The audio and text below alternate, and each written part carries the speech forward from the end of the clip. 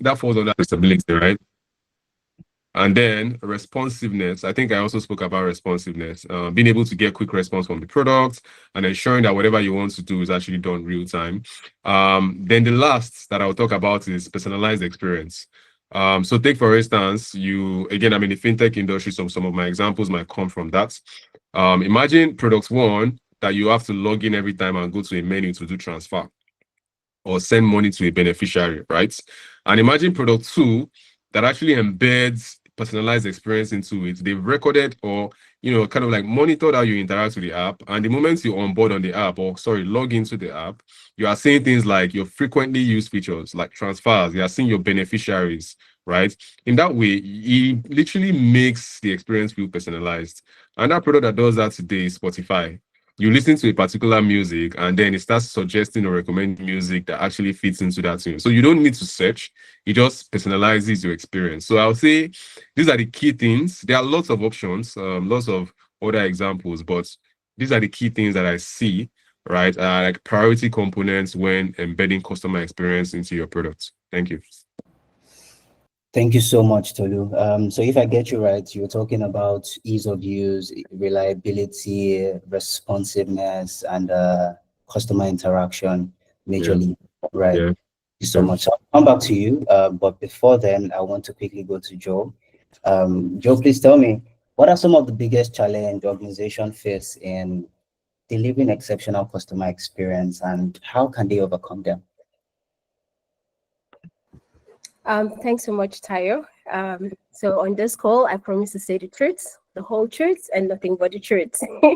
So please, if we have engineers on this call, pardon me if we have other business people, I'm just going to be here for the customer and advocate. I think based on my experiences, number one is really, who is your ICP, right? Who is the ideal customer profile that you're building for? Especially for those of us in fintechs, for a lot of us tech entrepreneurs, it's very easy to think that we have a product market fit, right? So yes, we've built a product. It looks fanciful, and it has one quality that is possibly different from, same product that is being built by someone else.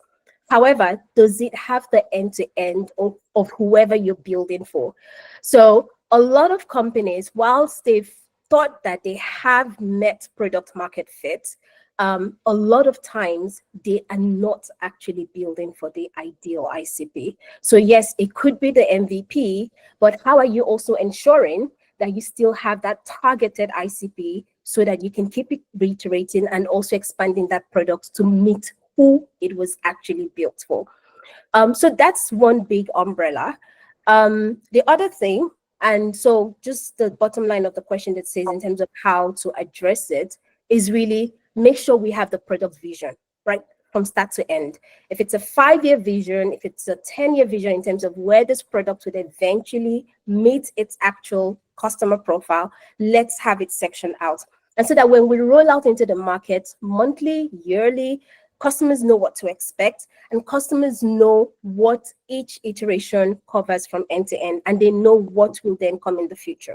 And we see this play out really well on Apple products, and that is why we're all fans of Apple products. The other thing I wanted to mention, I like to call it, to my team members, I say to them, experience it. There is absolutely no way as a company or as a person you can build a product when the people who have built haven't had an actual experience of that product or how it actually works. Tolu spoke about support, and this is why when we build a product and we have it out there, we present more challenges for the support team. And this is really because a lot of people haven't actually experienced this product. Certain times people don't know better, so they can't even support better. Certain times people don't know better, so they can't even build better.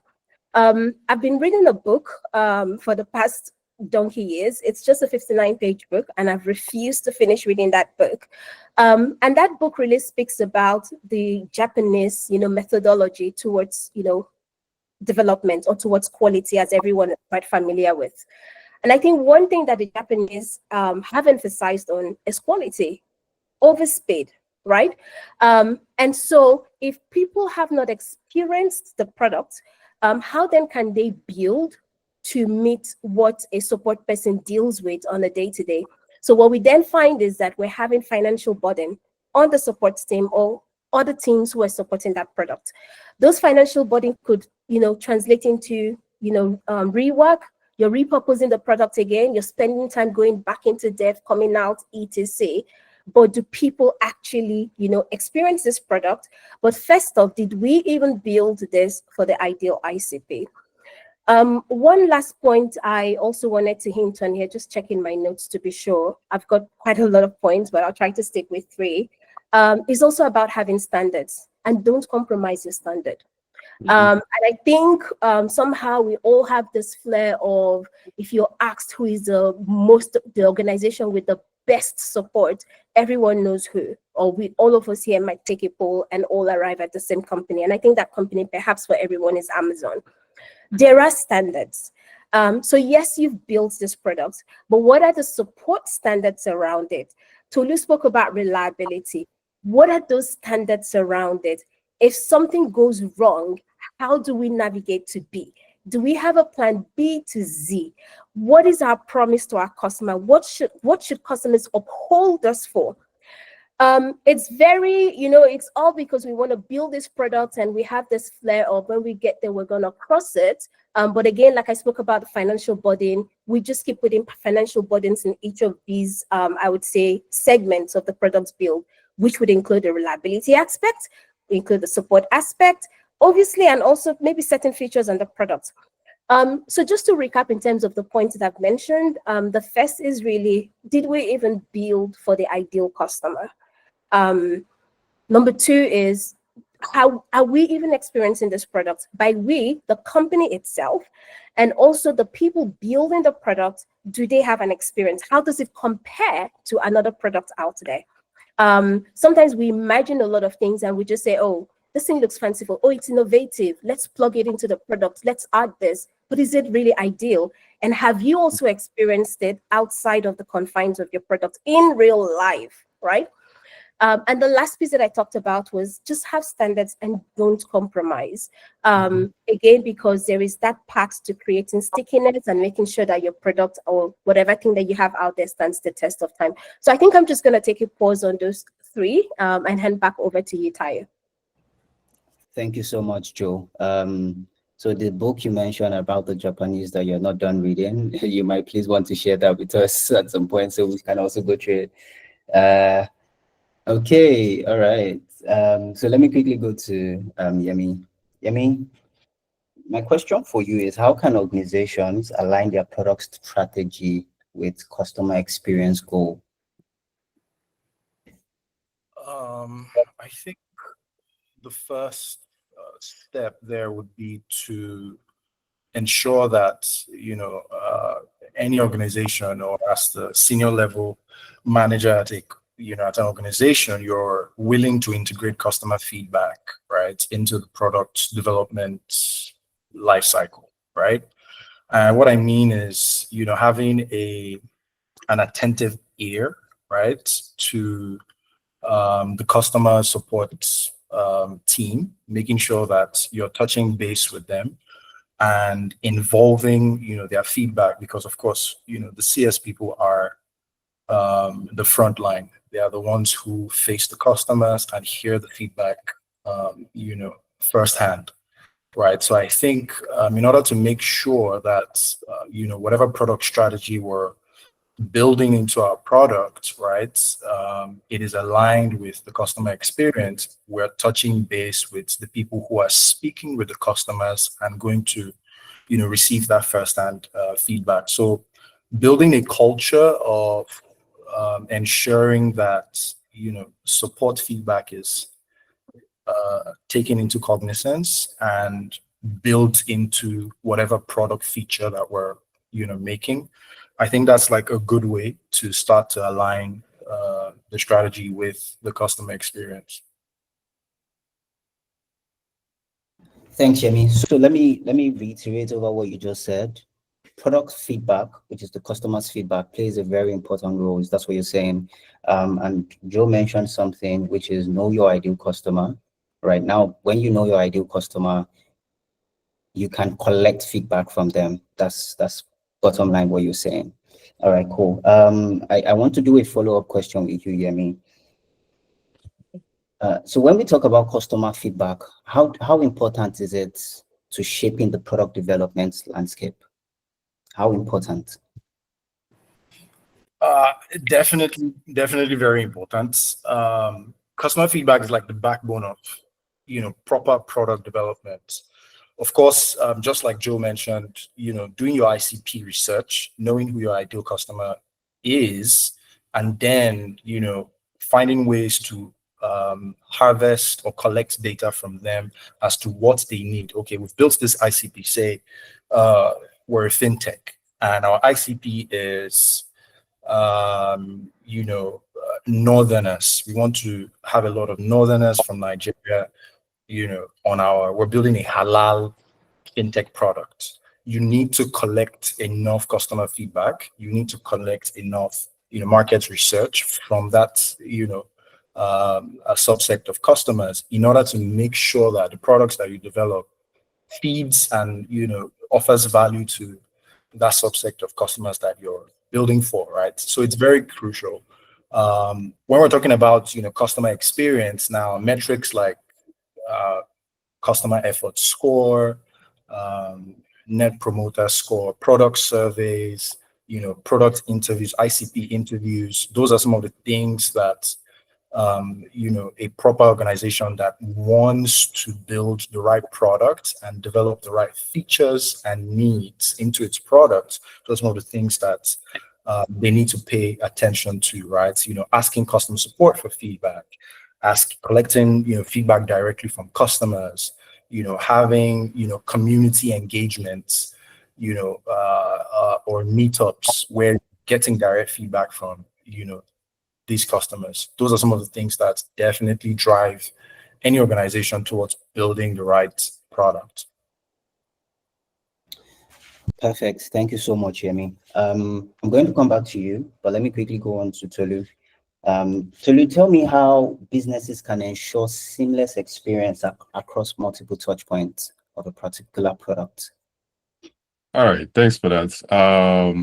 I would say the first thing is, first off, understand your customer, right? When you understand your customers, I feel like you're able to also tell the different touch points that they use and the different touch points that actually reach out to them. One major thing that people use today is trying to embed omnichannel into whatever it is that they're working on, right? Omnichannel means being able to allow your customers access your service through any channel whatsoever.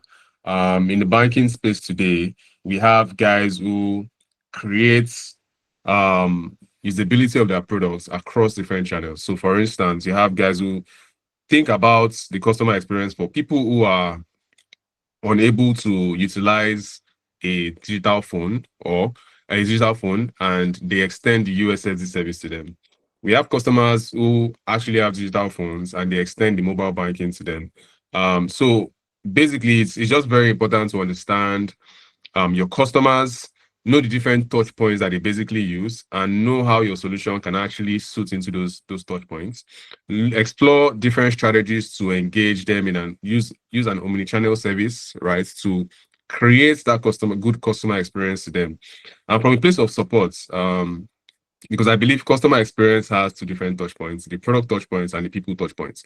The product touch points is your product actually creating the required experience for them, and the people touch points is, are there ways, or are the people that are supposed to support them providing the right support, and are there ways to actually reach out to these people, right? So hence why I said the first bit is the product bit, which is what are the channels that they can actually utilize these products, and is it easy for them?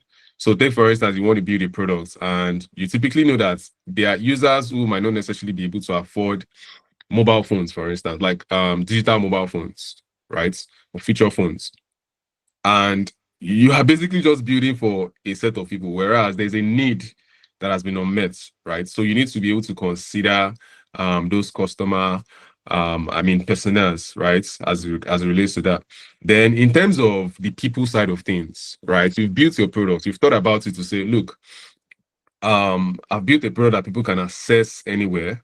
They can access through different channels. How do I build a capability to enable them reach out to me via different channels as well. And in that case, you'll notice that companies that are actually very big on customer experience also create different channels for their users to reach out to them. Some would look at it and say, oh, we have a lot of Gen Zs, right? And most of them use Twitter, right? They create Twitter support channels where they can actually reach out to them. You have other organizations. This same organization can also consider different channels at which people can reach out to them, that is also convenient for them. Then some also think about, oh, we need to have a call center, right? Where people who are not necessarily able to reach out to us online or via social media are able to actually contact someone. You see, so for you to be able to create a great customer experience, you need to consider all these different touch points and your personnel. Very important. I mean, like the other speaker said, first off, you need to even know your customers, right? Through the ICP process, right? Once you know these customers, you're able to define strategies to be able to reach them and how your products can actually solve their problem. So in summary, whenever you're building or integrating different channels into whatever you're building, think about it from the product side and the people side. The product side is how will the products solve their problem? And are you creating the required channel for them to be able to access your products? Then the people side is, are you creating a channel that they can use to actually reach out to the people that would actually help them solve any problem as it relates to FAQs, product problem, and whatnot? So bearing that in mind, any product that is able to embed these different touch points into their product development lifecycle and their customer experience process would actually lead when it comes to seamless customer experience.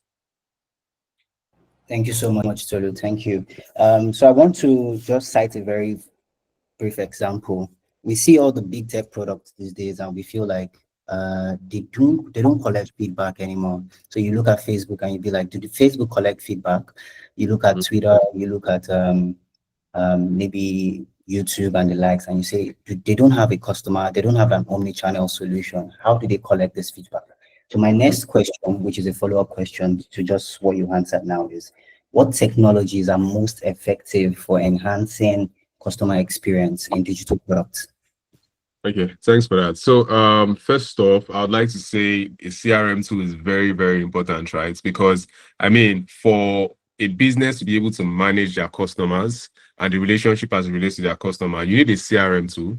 I think that is also one big thing that Ruut is building. I mean, when I went through your product, I was like, okay, nice. These guys are actually building something that actually solves problem for the product user. So you need not just a CRM tool, one that you can actually integrate into your product itself. So imagine, you mentioned Twitter, right? Imagine Twitter having a CRM tool where customers can actually, they've integrated to a CRM tool where customers drop feedback, and those feedback can be categorized by different things, right? In that way, it kind of like feeds into their back office channel where they're able to see, okay, these are the things that users are saying, and these are areas that they want to improve upon, right? So a good CRM tool, again, we are evolving into the AI space, and we have people who utilize AI bots today. So another important tool is utilizing AI bots to actually improve your customer experience as it relates to issue resolution, logging cases, logging recommendation, and whatnot. One very new technology again that people are using is the AR technology, the augmented reality technology. So I was reading something about AR, and that's because recently my team built a solution that utilizes virtual reality to simplify banking process, right? And I got to see other products actually doing this thing in different industries. So imagine Rolex, for instance, right? They have a system where an augmented reality products where you don't need to visit the store or contact someone to say, okay, book an appointment to see what a Rolex will look like when you wear it. With the AR solution, you can typically just go to the sites, try and like take a video of your wrists, and it just tells you what a wristwatch will look like. So companies are also utilizing solutions like this to enhance their customer experience across board. Some also utilize like tools that have like predictive analysis, right? Imagine a world where you have a tool that has actually studied your customer, what's it called? Habits and behavior and how they utilize your app, right? And is able to actually predict. So these tools don't just study your customer behavior, they also study your system behavior, right? And they're able to tell you, look, based on how your system is, your customers, you have maybe 1 million volume of transactions, for instance, by XYZ time. And from what we've noticed, it breaks the customer experience because your system doesn't expect that large number of transactions. So what that predictive analysis system does is it's telling you, based on what we've experienced, your transaction volume is increasing and it has led to failed transactions. So with such solution, your team is able to tell, okay, look, we now need to improve this to actually improve our customer experience because we've noticed so and so, right?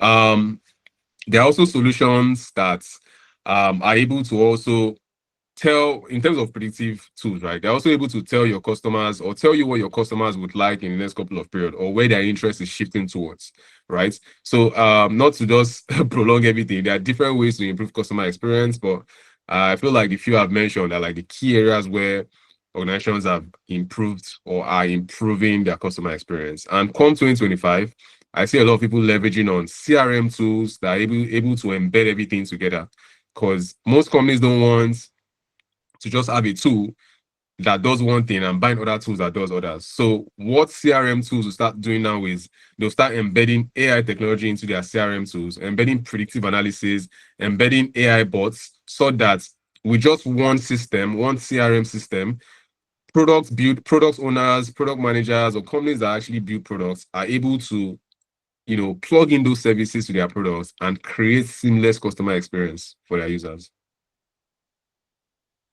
Thank you so much, Tolu. Yemi, you want to add something? Yes, I think Tolu really hammered on, lots of the points that I had actually even noted down. Of course, you need a CRM tool. Again, big ups to you guys at Ruut. But two key areas that we might not have touched on is fraud and also customer lifecycle management, because I feel like those two areas are, areas where, AI and, ML technology is really doing some great stuff to ensure that, customers are having great experiences. So let me expand on that. For example, for, lifecycle management, that entails, making sure that a customer's journey through your product, from like activation to onboarding to retention, is managed, right? Salesforce, Customer.io, those are some tools, right, that do stuff like that and ensure that they take the data from your CRM and then they look at it and start to identify trends, just like what Tolu mentioned.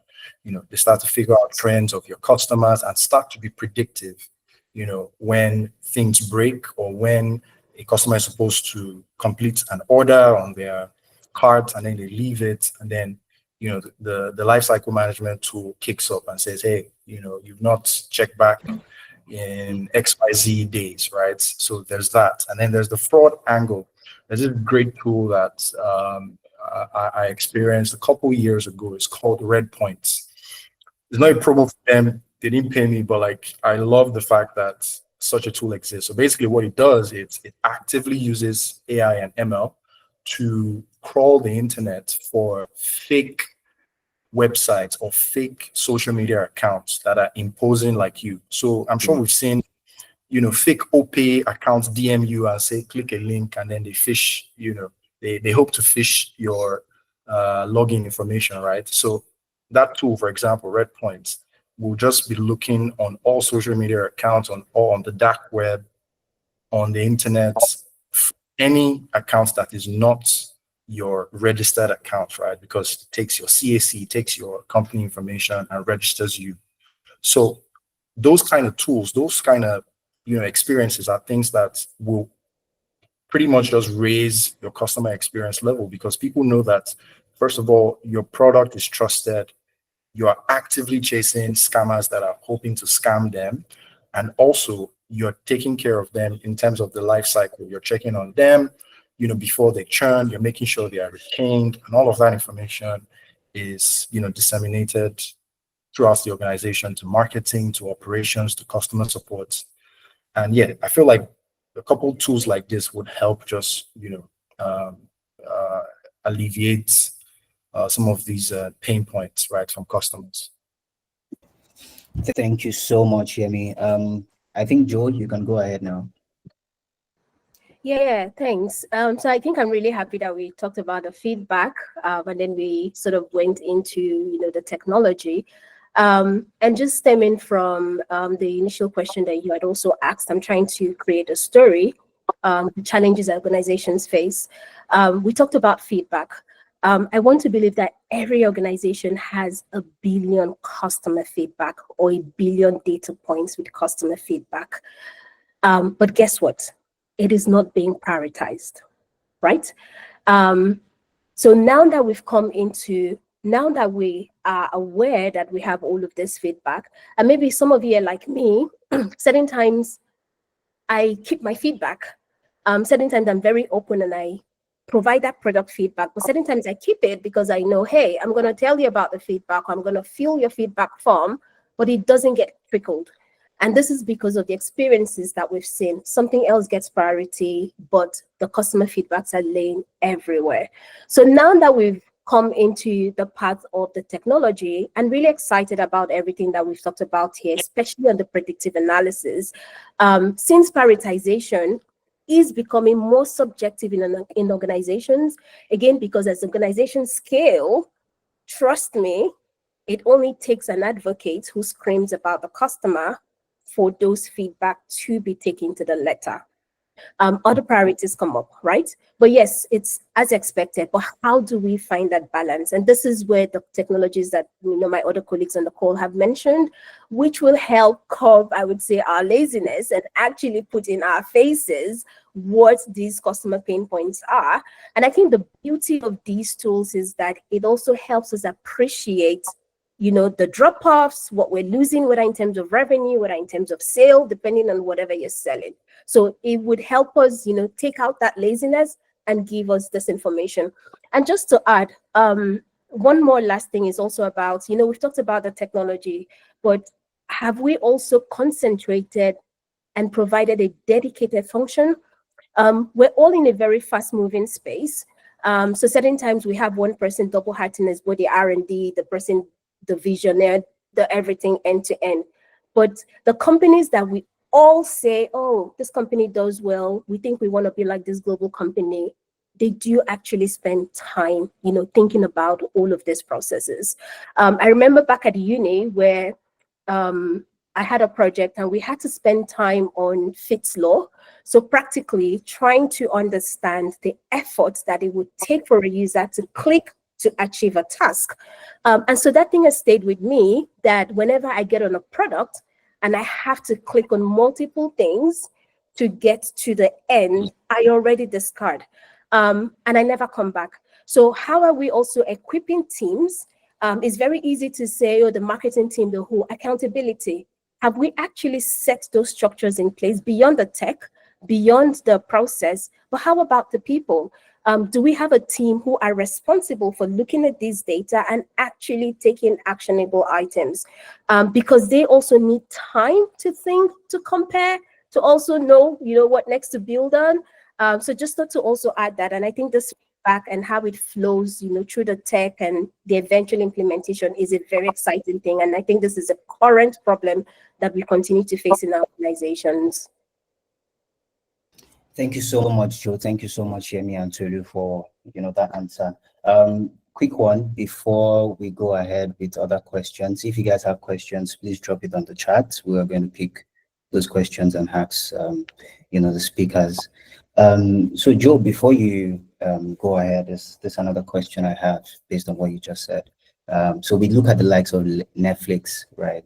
They do very well with customer experience. They give you tailored recommendation of movies they think you would like. But we still find people say Netflix is so there's no movies on Netflix anymore. Maybe the guys that like to watch movies a lot and be like, so how do you you mentioned about feedback. So how do you prioritize those feedbacks? Ensure that 90% of my customers are saying this, but I'm not even still leaving the 10% out. That's a very good question. I think I fall into that Netflix category. I think number one, we need to know that users are spoiled for choice. We also need to be very context aware of the users and what next they're thinking of. And it's not a one-man brain work to do. It requires a full team who are constantly thinking. We mentioned the word Gen Z here. these days I look on Netflix and sometimes I get bored in terms of what I have here, and then I have an alternative standing by. I think just to answer the question and, make sure that, how can Netflix ensure that they're still covering for that 10% market? I want to be very careful when I say be innovative, because sometimes when we try to be innovative in creating these things, we tend to go overboard. So I think one way to start with it is be very much culture aware, right? People build products for specific markets, specific regions, against specific set of people. So if Netflix was, say, targeting a user base in Nigeria, what are the temperaments? What do Nigerians look out for? What is the behavior towards, watching a set of recommendations for a week and getting bored? Things move. So you need to be very, I would say, culturally aware of each region. Certain people in other markets or in other regions could just be, very comfortable, whatever is displayed for a lifetime. So the first thing is really about keeping up to date with the specific users, knowing their changing behaviors. What else do they like? What else appeals to them? And I think this goes back again into that feedback loop. Are you even collecting the feedback? Hey, we showed you this recommendation. Hey, we just, sometimes what most companies do is in the pace of being innovative, they slip in certain features that users don't quite, are aware of. But then users play around it and they're able to collect, certain data around the number of clicks, etc. So again, that can actually help provide informed decisions for companies to know, okay, it looks like we slipped this thing in. We didn't announce that we're slipping this thing in, but it looks like users' behavior has sort of, tilted towards there. It looks like it's something fanciful. And that can help companies to then know, okay, I think this would be something that would appeal to users. The other thing, again, is, the feedbacks that we collect from the users. It ties back to what we've just discussed. How are we even prioritizing these feedbacks and making sure that, we're giving the actual ICPs or the actual markets or the actual user base, at least, I would say, a bit of whatever they've requested for, rolled out in sequential phases that at least meets the changing behavior. So I think in summary, it's about recognizing users' changing behavior, be very much cultural aware, and then build your products to suit that. Sometimes we want to play on a global stage. It may not always be the case. Yes, we want to adhere to global standards, but we need to start, based on context and where we've actually, where we can build in small pieces and then grow up to a cultural base, to a global base. Thank you so much, Joe. I was just going to mention, we see the likes of BlackBerry, we see the likes of To Go, things like that as being, they were not cultural aware that there's like a moving technology. WhatsApp was coming and it was sweeping BlackBerry away. And they were just, they weren't even cautious that things like this would happen to them. So I really buy into what you said. Quick one, Yemi, I wanted to ask you, let's talk a little around storytelling. So what do you think, what role do you think storytelling plays in enhancing customer experience? I'll definitely try to answer that question from a customer support, customer experience POV, right? Because ideally, when we're talking about storytelling and, products, we're pretty much looking at it from a PM or a marketing standpoint, right? But I think, as a CX person, I would expect that when the product is being built, right, the product management, the marketing and the customer experience people at whatever company is building this product, need to make sure that, just as Joe mentioned earlier, for this ICP, what story are we trying to tell this person when they encounter our app, when they onboard, when they see our app, right, when they try to activate their account on our app. And, of course, it now starts to tilt towards creating emotional connections, that try to tie in the customer and retain the customer. So bringing that into, CX or customer support would be that we're able to, craft the right, customer journey. We're able to visualize the customer journey and see what story we want, the customer to hear when they encounter our product. Is it, are we going at it from an onboarding to active usage or to retention, or even from the sunsetting part? I feel like a lot of people don't look at the sunsetting, because there are times when customers will churn. So how are you handling their data? How are you offboarding them? How are you deleting or handling their data, right? So long and short is, to answer your question, what role does storytelling play? It does play a very strong role from the ICP stage. And when you're crafting the entire customer journey of how you want your customer to be activated, onboarded, retained, and maybe even, offboarded at some point. So yeah. Thank you so much, Yemi. So we see the likes of Apple and launching a new product, right? And see how they do the Apple event of the year. Everything is part of the storytelling too, right? They just want to give you an insight of what you would experience before the product is out. So it's a very, thank you so much, Yemi. Quick one, I want to go back to Tolu right now. Sorry, just Tolu. wanted to Okay. sorry to just wanted to add something about the story. Like Yemi mentioned, I was having a conversation with someone a few weeks ago, and we're just discussing payments, and he said something very profound that has continued to stay on with me, about processing. So he was giving an example of this company.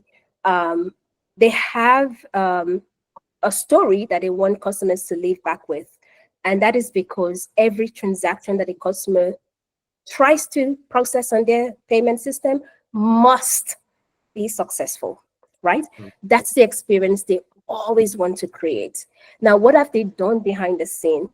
They've done, I can't even, elaborate a lot on this call, but they've ensured that there are human beings, there are systems, the transaction fails, the user experience, obviously, the customer doesn't even know that 100 people, 1,000 systems have rerouted. So it was really amazing in terms of the impact. And if I mention the name of the company, a lot of us would attribute to it that, yes, we've had that experience. But when he told me in flesh what actually goes on behind the scene, I was amazed, right? So that storytelling, what should your customers know you for, is really important. I'm sure a lot of people here, I had an experience in a telco this afternoon, like I said, and even before I made that call, I already had a picture. I knew that my issue wasn't going to be resolved right there on the call. I knew that it was going to take me time before I even get to a customer agent. So when I had that issue, my heart was thumping. I was like, God, please. And yet it's remained unresolved. So that storytelling is so important, because it lives with people all through. Thank you so much. Thank you so much. Winnie, do you have a question? I think you should drop your question on the chat box, and then we'll read it out. All right, quick one. Let me move to Tolu. So I want to talk a little around the HR and organizational part right now, Tolu. What do you think are the cultural changes that needs to happen for an organization to prioritize customer experience? So I mean, firstly, from a cultural standpoint, I think they need to first off accept the fact that customer experience is a key component when it comes to an organization, right? Most organizations are yet to foster that. They don't see it as priority. They see it as a support service or ancillary service. But even if it's a support service, you have to actually prioritize it, because after building your product in itself, the customer experience guys, or the customer experience bit of things, is what actually keeps your product moving. These are guys that interact with the customer on a daily. These are guys that know what your customers' pain points are, right? And so you have to actually prioritize that within your organization. You often find some organizations, maybe because they feel like it's not something they should prioritize in terms of their payroll and whatnot. You find them recruiting staff that are not really experienced when it comes to customer support and whatnot. You also find organizations that don't take training those resources very serious. And again, when I speak about customer experience, I'm speaking from both the product side and the people side. What I just spoke about is the people side. From the product side, from an organizational perspective, most product organizations, right, are more of I call them feature factory, right? Some people say it is a CEO-driven roadmap, right? Or maybe the product manager just feels like is building for himself, his or herself, right? So one culture to also foster within the organization is the culture of we are building for our people, right? We are not building for ourselves.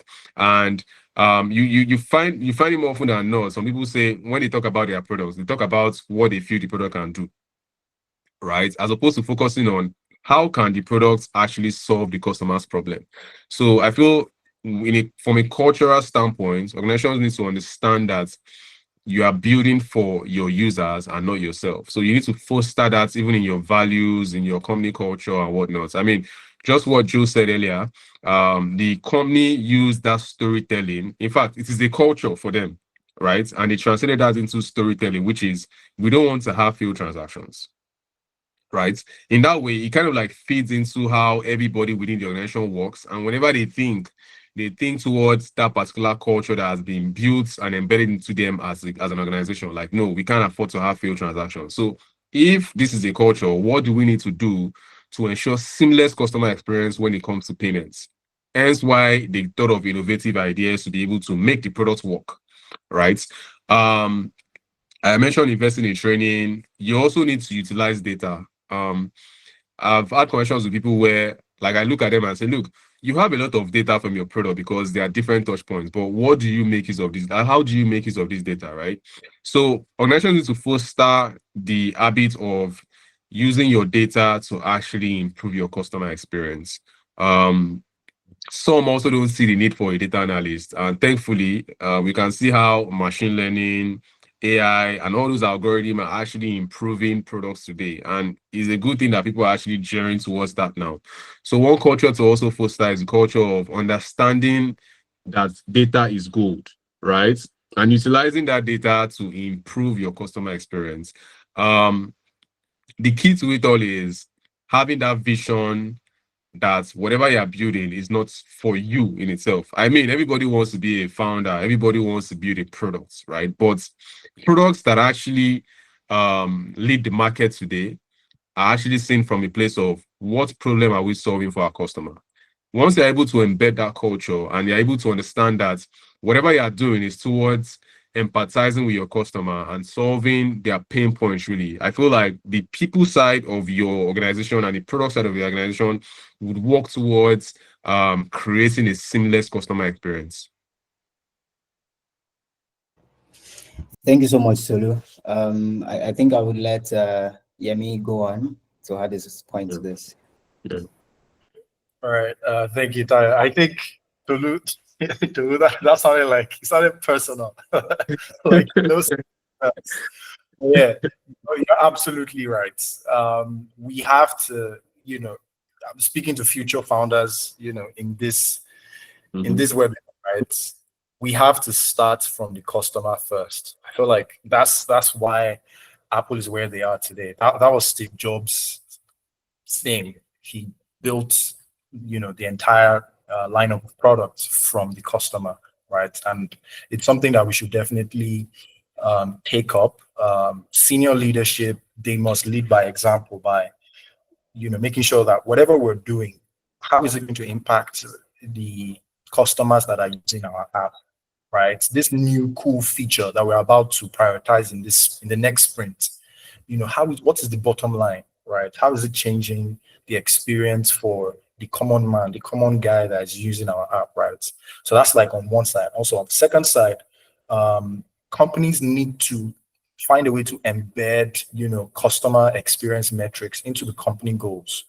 You can have all the beautiful mission and vision, but if there is nothing about making the customer experience for your customers great in your vision and mission, then you're missing the point already, right? So I think that's something that should definitely be the watchword, that it should be at the back and the front of the mind of whoever is a founder or, C-suite or SLT, senior level management on any teams, you must start from your customer first. So yeah. Thank you so much, Yemi. Sorry. Sorry, I think while Yemi was speaking, something else also came to mind that I missed, right? Embedding CRM tools. Like we all know how sometimes they are pushing for the approval of one tool and they're like, this is expensive. I don't think we want to put this into the budget. But the truth is, most of these tools actually help both the product guys and people that work from the back office side, right? You have tools that you can literally embed to your front end to tell you when, okay, there's a downtime, or to monitor the system. You have tools to monitor user behavior. You have tools that can also embed into the support system itself. So I feel like that's also one culture that organizations should buy into, being able to leverage CRM tools towards improving customer experience. Yeah. Thank you so much, Yemi and Tolu. Just quickly going to Sorry, read out. I was looking for my mic button. Just go wanted ahead. to add to that. I'm not sure how we're doing with time. But Tolu did mention something about, training our employees, etc. I think just reflecting on that, I would say that we've somewhat turned our customer support employees or frontlines into robots, right? And so this also impacts on the delivery of, that customer experience that we need. One way to do that, and again, organizations, the people team or HR teams, is we need to focus on the front line and try to also create, more, I would call them opportunities, because if you look across organizations and someone from the support team is speaking to you, we all know it's a script, but these are becoming more like, a robot kind of experience. And so before you even interact with an organization, you can literally say, oh, they're going to say, may I do this? May I do this? I think we also need to invest in our people. Take those employees after a period of time into the product team as well. And you'd find that they would also thrive very well. Again, because they've seen a lot of these things firsthand. I say sometimes that the people that can make your product the best use case, or the people that can make your product the worst, is really the first people that interact with the product. I went to a supermarket one time and I wanted to make a payment. I think it was a QR payment a few years ago. And the sales assistant said to me, they work. No try them, they work. And I knew that this thing worked. But then she just, she wanted to go for the easier option. And for her, it was the POS that was standing right in front of her. And she didn't want to go through the hassle of either calling up the QR code or setting up the screen of blah, blah, blah. So she just killed that product. And if she has done that out of her convenience for 1,000 customers, then what are we saying? So how do we constantly also evaluate our frontliners? People get bored, let's face it, on the job. And we need to also ensure that we're rotating these people somehow to also give them some sort of fulfillment and career growth. And trust me, I think these guys would also become very great product managers if we also take that approach. Thank you so much, Joe. That point is very valid. I'm just going to quickly read out the question from Francis. And this question applies to anybody that wants to pick it. So, how can a company relying on third-party processor effectively manage downtime? Let me see. From this partner to ensure excellent customer service. I mean, three of you guys work with organization that does third party. Yeah, okay, Yemi, go ahead. It happens to the best of us. Mm. It happens to all of us, especially in the fintech space. We're all connected to NIBs. The backup of your backup is still connected to NIBs. And then NIBs will be down. What will now happen? So I think the very first thing, that you can do within your strength is, of course, have monitoring processes or channels. I think Tolu mentioned something similar, that you should be able to monitor downtimes. You should be able to be on top of, your downtimes. So some of the things that we do at where I work is there is a Slack channel that has plugged into something that reports from our backend to Slack that there is a downtime on XYZ service, right? There is, a channel that there's an automation on Slack that notifies the who is who's and the, key stakeholders for XYZ, payments or channels or airtime or bill payment services. And then it automatically tags them and gives them a log of what has gone down, right? So number one is obviously have monitoring tools, right? Number two would now be to be very proactive with communicating. You've messed up, right? I'm a customer, I've opened your app, I tried to make a transaction and it's failing and you did not refund my money. You've already messed up. So you have to then be proactive with communicating. If it's our services are down because of an internal issue or it's down because of NIBS and NEPA is taking lights, but yeah, that's Nigeria for you. But yeah, if it's whatever reason, you have to be, forward thinking with how you're communicating it, right, with your customers. And of course, there is the parts where you now have to be actively giving feedback and updates. So you've monitored, you've seen that XYZ service is down. Number two, you've been proactive to send out push communication, push notifications, in-app. You've announced on your Twitter, we are down on XYZ. Great. Then you now have to own up the responsibility of actively communicating. We are still down, but we're hoping to get our services before XYZ. Or now our service is now back up. You can now use XYZ service. So realistically, I will not give you any aspire to Maguire. I think it was Francis that asked that question. Those are some of the things that we do right now. Those are the industry standard for how to manage a downtime, especially if it's internal or if it's external, like, a third-party vendor in another country or NIBS that you cannot hold, right? So yeah, I guess maybe Joe will go. Yeah, everything you said, perfectly correct. I think I'm just going to add a wee bit. And I'm going to look at me, Yemi, Tolu. So your NIBS, we're going to do a role play, your NIBS, so maybe Tolu is Bank ABC. Can we even start by being transparent with ourselves? And yes, maybe I'm Flutterwave. Can we start as, infrastructure owners or payment facilitators? Can we start by being transparent with ourselves, right? In the first part of the segment, Tolu talked about reliability.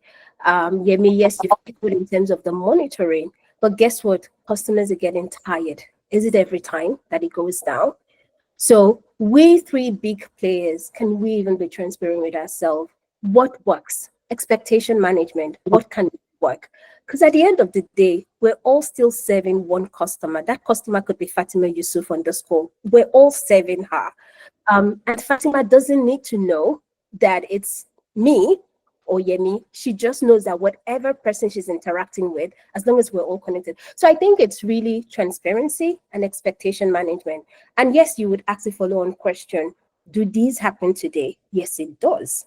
We talked about feedback. Forums are held where a lot of these organizations come together. We all talk. We leave that boardroom. Do we also prioritize? Right?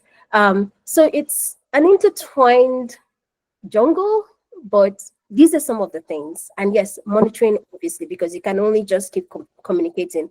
But for how long? Very, very valid point, Joe. I think what Joe is trying to say is, the truth is sometimes these issues are beyond our own control, and it's as a result of how constrained we are in the industry, right?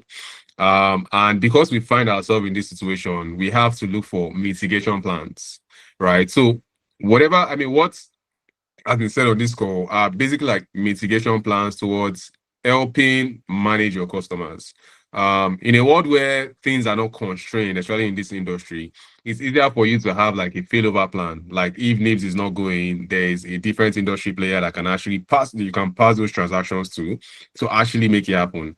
And you would not find a situation where the three players are down if they are not dependent on each other, right? So if you find yourself in a closed and let me say in a closed industry like the fintech industry, where you have one big player that everybody routes to, there is the mitigation plan that you have to think about, which is communicating properly. There's also something that we utilize. It's called a status page, where you can basically have your users go there to view the status of the different systems, right? You can see, oh, access is down, blah, blah, blah. Basically communicating. While your users don't even care who your third-party user is, but in a way, it just helps them, it helps you communicate rightly that, look, you might experience this thing at this particular time, and this is what to do. So having different automated system within your product to monitor uptime across your different service providers and triggering an automated message to the user saying, look, you might experience this between this period and this period. This is what we're doing towards solving it. Also empathize with them that you understand that this might actually affect some of their operations. You know, things like that would, in a way, calm the user. There's a platform today that I know of. I was reading about it. They have somewhere within their app where you can actually check success rates, right? And it's surprised when I read about, I've not checked it myself, but when I saw it, you can actually go there and see, oh, which of the services are, you know, 100%, has 100% uptime and whatnot. So as a customer, you can say, this bills payment is on 50% this time. Oh, I shouldn't try doing so that my money won't hang. So in a way, it kind of like helps manage the customers. So like I said, in a constrained environment like the fintech space, you would definitely have cases where your customers would fight you because there's one big party, right, that everybody is dependent on. But if you find yourself in an industry where there's no such constraints, right, then it means you're able to actually fully control how you satisfy that customer experience in itself. Yeah. Thank you so much, Tolu. Thank you, Joe. Thank you, Yemi. I'm just going to add my own experience with Ruut. So we work with different providers, the likes of Facebook for omni-channel support. But sometimes they change their regulations and they do very little with communicating sometimes. But what we do majorly is to focus on what we can control, right? So focusing on what we can control sometimes helps us. So what we did was we have like an unofficial WhatsApp integration, where even if the official one isn't working at the moment, there's like a fallback that you could use, right? So that's another thing. I mean, we mostly talk about fintechs. I know we brought fintechs Qore into the conversation, but for every other person that's not within the fintech space, that could also help. And I hope, Francis, you got your answer. Yeah. Okay, so let's move on quickly because we have very little time. I have just 2 questions left. I know we've talked about this. I just want us to speak more on it. How can leadership foster a customer-centric mindset amongst employees? And I think I want Joe to touch up on this here.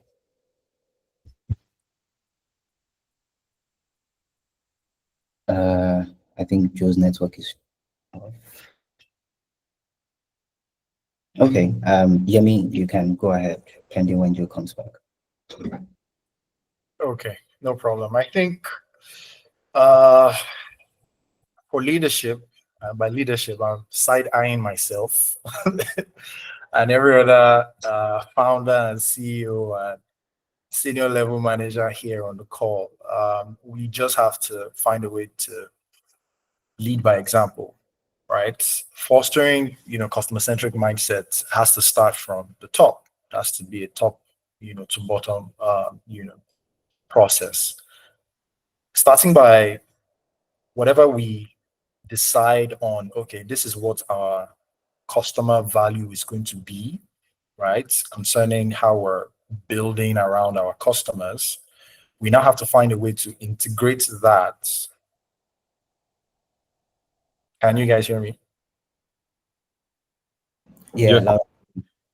Okay. So I was saying that we now have to find a way to integrate those customer-centric values that we built for, our customers. We have to find a way to integrate it into our company goals. So let's say, for example, for Q4 or for H1 next year, we want to hit XYZ, XYZ. The honest truth, everybody here knows this. The honest truth is that we're mostly always chasing the numbers. We're chasing the money. Or we want to close our next round of funding. So we need XYZ, XYZ, XYZ. But For customer experience, it's rarely put into that bracket. That's just the honest truth, right? Products has their own goals. They're supposed to ship XYZ products. They're supposed to ship XYZ features within their next sprint. Marketing has their own. Operations, HR has. But when it comes to, having that customer experience, because at the end of the day, we're all working for the customers, right? When it comes to having that customer experience company goal, not a lot of companies do that. So I'll just say it takes management leadership to, lead by example, and always find a way to include, whatever customer centric goals that we have into the company goals and track it and make it top of mind, basically. So that's what I think. Thank you so much, Yemi. Just to add to your point, I see a lot of CEOs and head of operations at some companies during customer support week. That's when they start talking to the customers, which is way above board. I think they should be at every level of communication with the customer at every time, even though they are not going to be actively there, because they can always, delegate these tasks, but they should always listen, see the numbers, see the metrics, see the reviews that I've gotten back, and then act on it. Tolu, you want to say something? No. I guess it was because my mic was unmuted. Sorry about that. Okay. So I have one final question. So guys, if you have questions, you can please drop it on the chat and I'll read it out. One final question, and I think everybody should just, take this one by one. What are some innovative examples of company excelling in customer experience? I would start with Tolu. All right. I would say Starbucks, right? And that's because I do deep dive into YouTube, whatever I call it, from time to time, just wandering around. And there was this thing I figured out that they do, right? Imagine having a product where, people take coffee, right? And sometimes, let me speak for myself. When they give me the menu, I'm like, oh, cappuccino, iced cappuccino. And I'm like, please, spare me all this shit, right? They built an AI product, right, that monitors user behavior across board. And then when I want to buy a coffee, I go to a vending machine to buy a coffee. It looks at the location, it looks at the weather, it looks at your buying history, and then recommends a coffee to take. So as a user, I don't need to start thinking about, oh, it's cold, this is how I'm feeling today, this is the type of coffee I should take. It just throws up different recommendation for me, right? And I'm able to use that recommendation to buy whatever it is that I want. So that is the predictive recommendation bits, which leverages on the data that they've actually looked at. They also have another innovation, which is voice ordering, right? So you can, speak to a bot and then order. I don't need to start typing, let me just talk to it and order what I want, right? They also have a personalized offers feature where they're utilizing the customer data to actually reward them with personalized offer. It could be free drinks or maybe promotion tailored to what they know that the customer does. So you might be wondering, how are they able to create that personalized experience? And come 2025, I see organizations creating personalized experience for their users because they are able to use that data, at least for those who choose to use data, to create seamless customer experience across all their products. So I think that's one major innovative stuff that I feel like they've done. Let me mention another, which is the last I'll take. Bank of America, right? They have this Erica AI assistant, and guess what? We just built something like that recently. What does the AI assistant do? You can speak to the AI assistant to perform banking transactions and get different things. So let me focus on the one I built recently as Qore, right? So let me mention Qore, not Bank of America. And this is not advert in any way. So one way we're trying to improve things in the financial industry, or one of the things we worked on, was being able to create a bot that personalizes your banking experience. So with the bots, you're able to actually tell it, oh, I would like to know my last few transactions, or oh, I'd like to know which product to invest in, or which I have 100,000 naira, I want to invest in so and so, right? What do you think I should do? So in that way, people are embedding data, embedding, augmented reality, virtual reality, voice, AI bots, right, towards simplifying experiences for people in the banking industry, right? By telling them, by being able to speak to a bot for advisory, being able to look at your expenses over time, right, and tell, okay, this is what you spent on over the past few months, right? Being able to recommend different products and services as it relates to your expenses and what you spend. So come next year, don't be surprised if you see a fintech creating an embedded finance service, because they already know what you buy on your app, right? Based on how you've categorized your expenses, and they're able to suggest things to buy. They're able to tell you, okay, based on this, you spent this amount this month. This is the amount we see that you will spend in the next couple of months. They can also provide financial advisory as regards what to do. So these are like two companies that I feel like are innovating around customer experience, and I look forward to seeing what they will do next year. Thank you so much, Tolu. Thank you. Joshua, I think you can go next. Yeah, I think I'll just take a stab. I tread carefully. So Tolu has been around everyone, but I tend to tread carefully and my space is quite limited. But I'm going to give the example of Amazon, and I'm going to talk about two experiences. I had a very bad experience with them one time, but I think post-resolution of that, every other experience had been great. The first bad experience, really, and I have to say this was around compliance, KYC information. They were just asking too many questions about my card regarding a payment, and I just got frustrated. And I think I went off them for about 2 years or so. But I think the second comeback, I think one thing that I like about them, it's really how they manage the marketplace experience, right? Having multiple sellers and buying from such sellers, the order is delivered. I did have an experience where I got a nebulizer equipment, and for some reason, I got the wrong saline solution that needed to go in there. So I'd unpacked it and, it wasn't working, everything.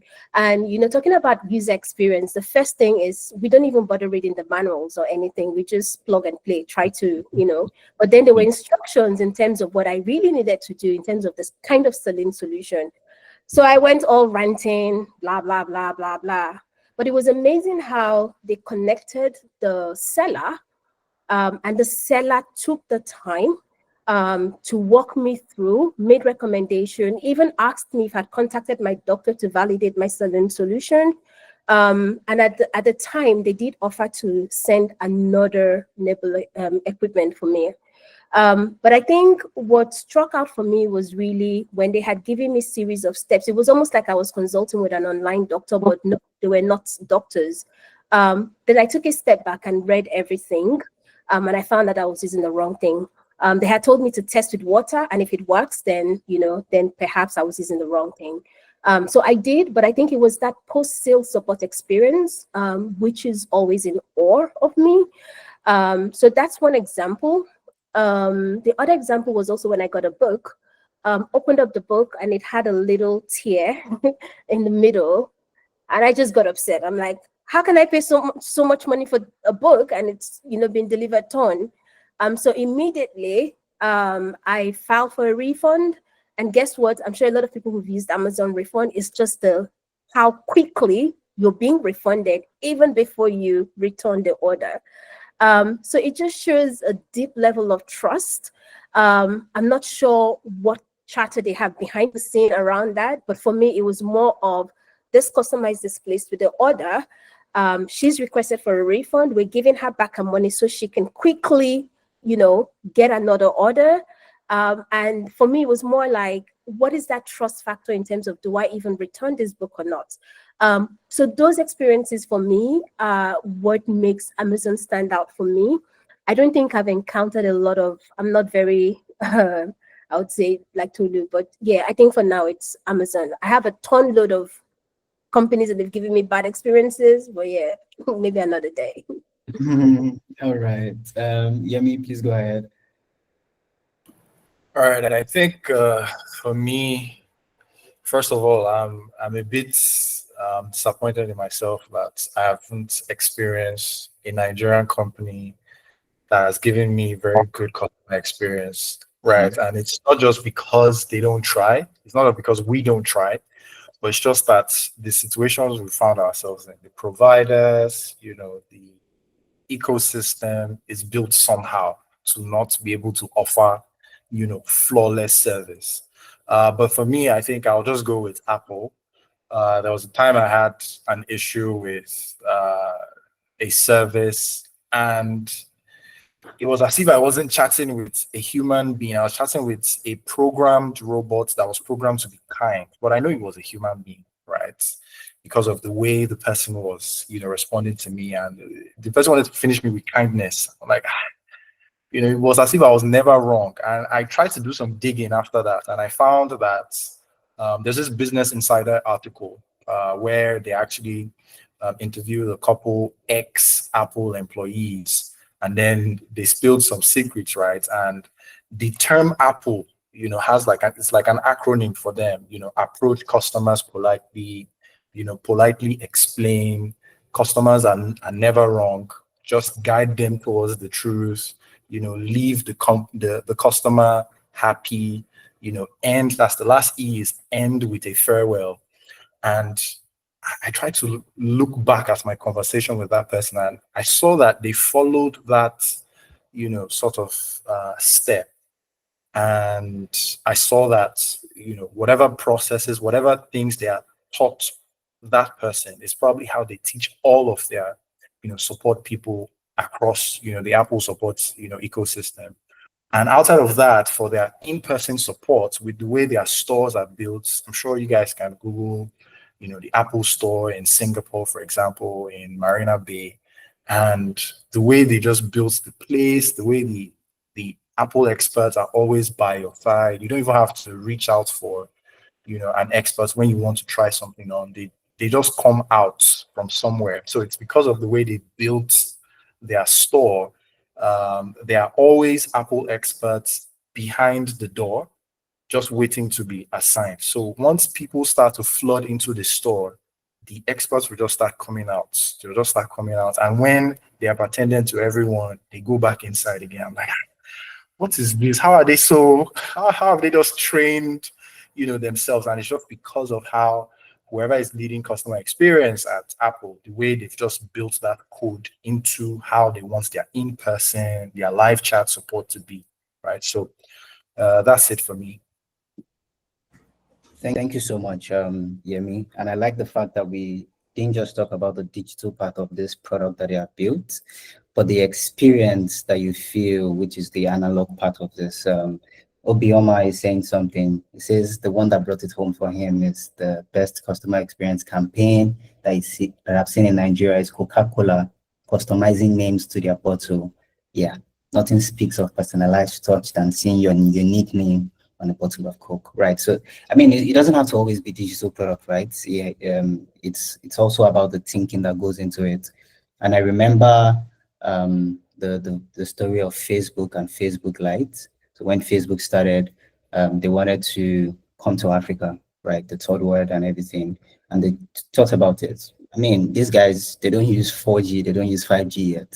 How do we ensure that their phones are able to carry these things, right? So they went ahead to build Facebook Lite, which is perfect, right? It means they thought about the customer. So I like everything. One last question from Sesu, and I would quickly take that. What are the key things required to build and manage a great CS team? Yemi, I think you might want to take this because I can see your response here. All right. I thought we didn't have enough time, but yes, key things would be, first of all, have a good plan, have a roadmap for how you want your team to be built. So what I mean by that is, let me use fintech, for example. If I get hired by a CEO now and say, oh, I'm starting a company, I have, $200 million, I want you to set up the support team. I would first create a roadmap for how I want the team to be built. So if it's fintech, I'll need somebody on the support team that knows fraud, that has a basic idea of fraud. I'll need somebody on the support team that is very tech savvy and can look at the code the engineers are doing and can look at the back end and understand, okay, how to do some basic troubleshooting on the back end. I'll look at people who have skills in different areas that apply to the product. I'll look at hiring people, that have fintech experience. Those are some of the things that I'll first look at, right? And then build on top of that. And then secondly, I would start to now hire, and fingers crossed and hope that you get good people in your funnel, because it's very difficult to get people tailored to how you want to hire, right? Over my experience, I've just been lucky somehow to have great people. But of course, it's by having good interview skills, by having, maybe a HR person, or if you're doing it yourself, doing research on what you want from wherever you're going to hire. And then when it comes to now managing the team, of course, you have to make sure that you identify your leadership style and management style. Are you going to be a micromanager, a macro and micro, or a macro manager? How do you want to lead your team? How do you want to encourage your team, and then build, a team policy or philosophy of how you want to, manage the team and how you want the team to grow. And from there, you then start to set, short to medium to long-term goals for your agents or your team members. Okay, if you hit XYZ goal, then maybe you move to assistant, or maybe level 1 or level 2 or level 3. And then from there, what is the career path for these people in your team? Do you want them to become team leads or country leads or regional leads? These are some of the things that you have to build in your roadmap, and then of course share it with maybe if you report to the CEO, and then get the blessings and start to implement. Thank you so much, Yemi. Sesu, I hope that helps. Joe, please, you can go ahead. Yeah, just to, I wasn't quite sure if Sesu meant, because when we use the word CS, if it's customer support or customer success. But just in addition to what Yemi has said, this was also more of a success team, just wanted to add one thing based off what Yemi has said, is that team has to know the numbers.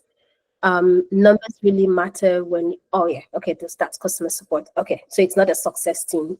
Just wanted to add on that. But either way, if you're building a success team, because the success team in most organizations manage a certain portfolio of accounts.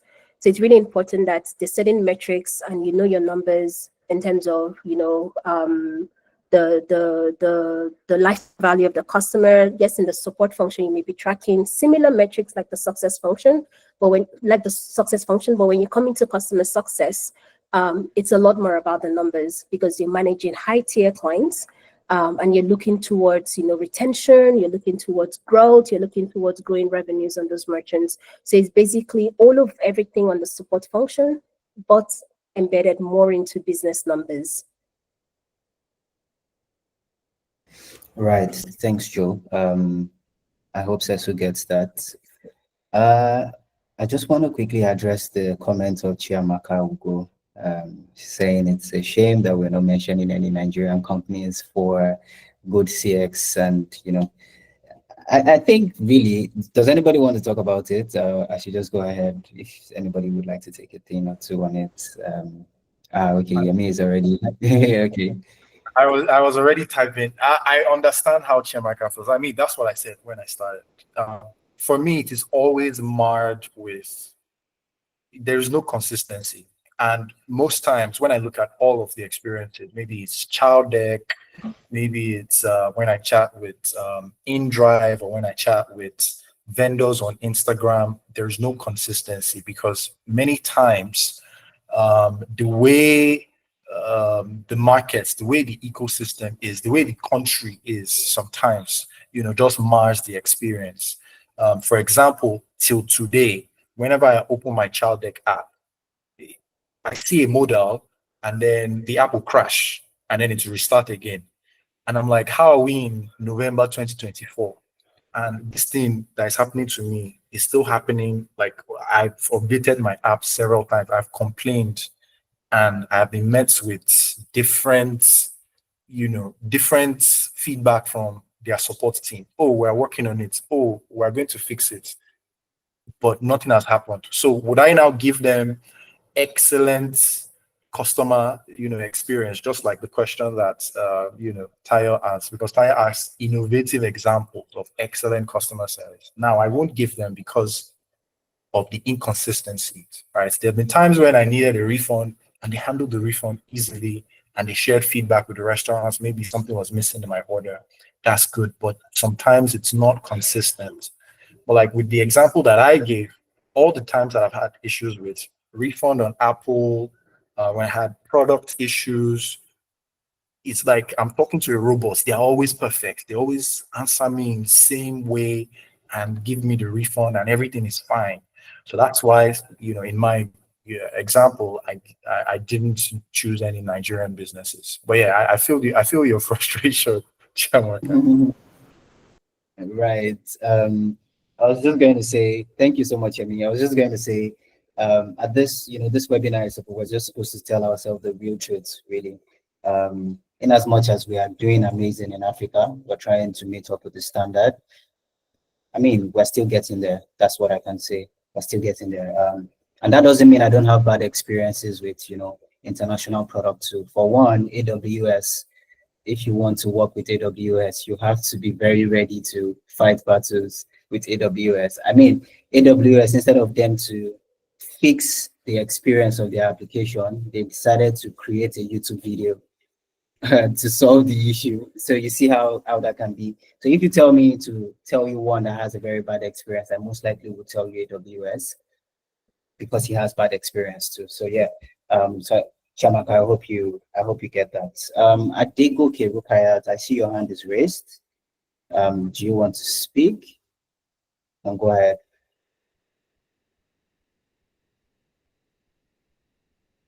Adegoke, are you there?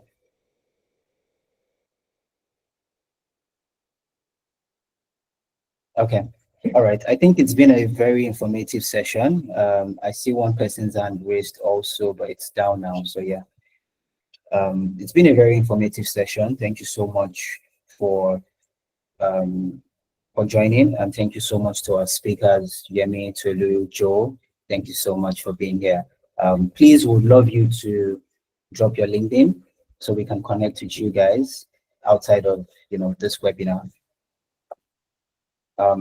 Yeah, and just to reiterate, we are partnering with CS Hub, which is the customer support hub for this webinar. So if you are thinking of everything around customer experience, customer support. Sorry, Adegoke is back. I think she's back. She wants us to ask a question. I don't know if there's... Okay, Adegoke, you can go ahead now.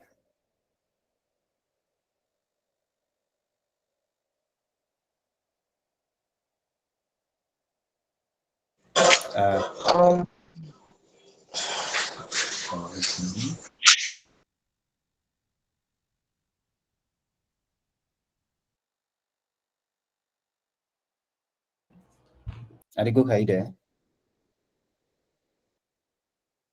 I don't think so. Yeah, I think we can go ahead. So please, yeah, all right.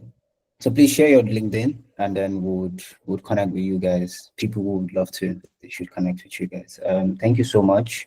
We would also share the link to the community, which is the CS Hub. Let me quickly share that here.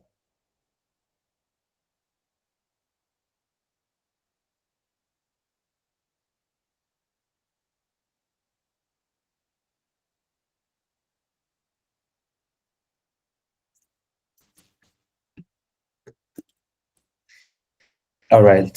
I think that's it. Emmanuel, do you have a question? Yeah. Now we have hands up. I think some Okay. people are making inquiries about the recording of the video of the meeting. Sorry.